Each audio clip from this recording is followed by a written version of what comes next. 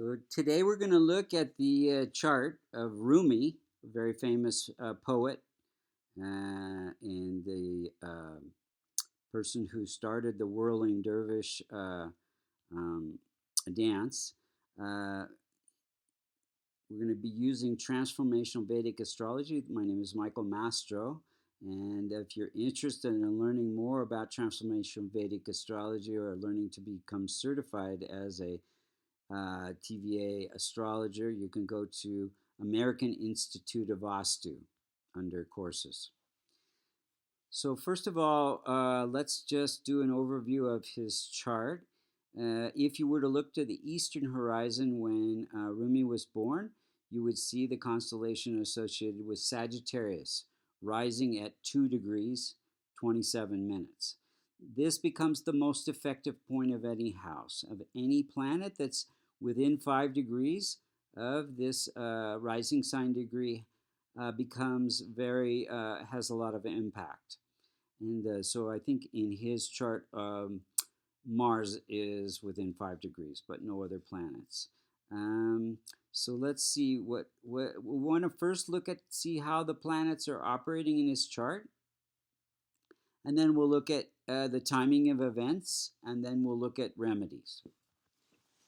So it's very interesting that you can go back to maybe 600-700 years ago and see how the astrology works.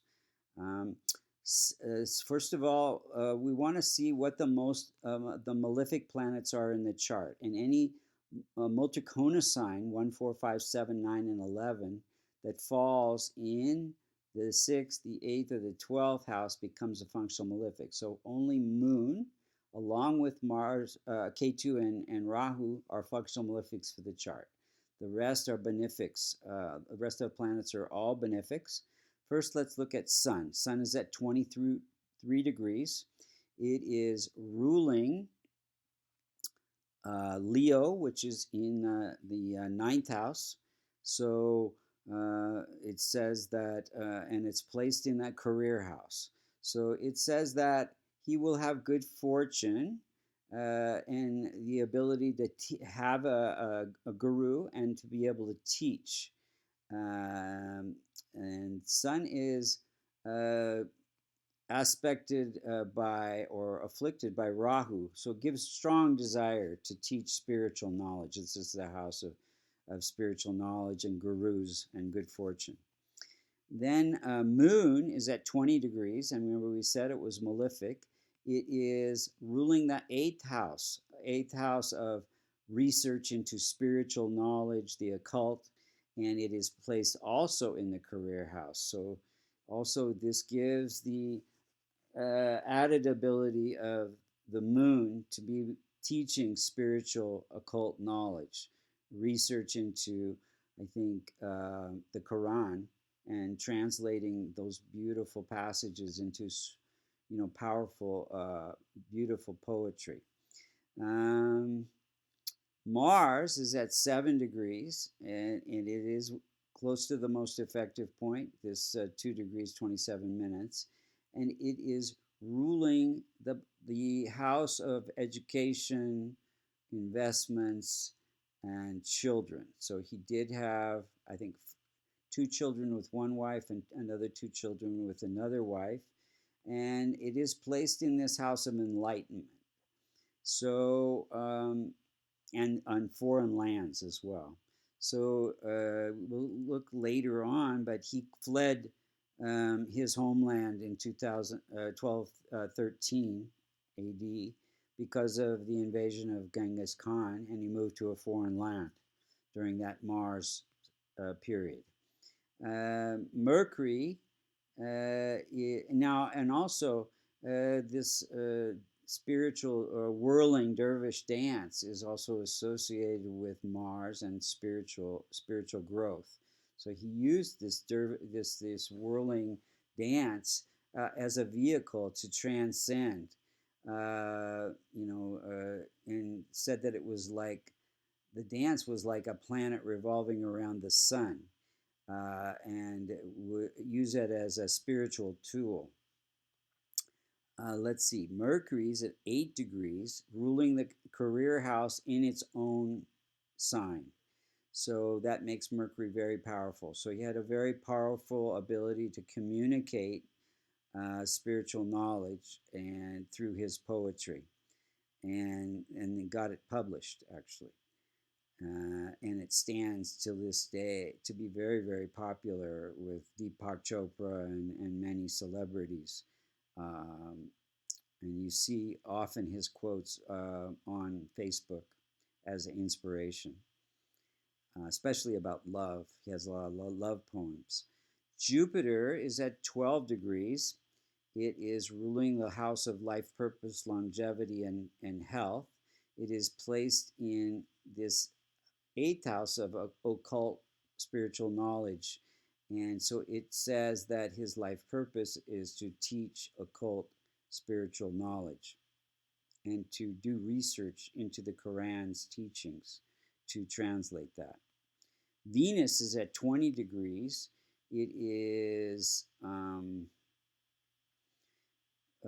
in its own sign in the house of income and friends. It says that he can have income through beautiful healing speech. Venus has to do with the fine arts, so the poetry. He can have income through that beautiful poetry. Um, Now, Venus is afflicted by Rahu, so that gives his speech some controversy. And then I think he had Venus also represents wife, so he had two wives. I'm not sure if one died or what happened exactly, but they were both very beautiful. Venus gives beauty. Saturn's at 11 degrees. It's placed in the house of relationships, and it is ruling this house of communication. So he had great success. This is a house of success. Great success through serving others, through communicating uplifting poetic verse. Rahu and Ketu are at 17 degrees. They are a functional malefic, and they are placed in the third house and the ninth house. So it says that he has a desire to communicate and teach spiritual knowledge. And then let's just look at the timing of events. So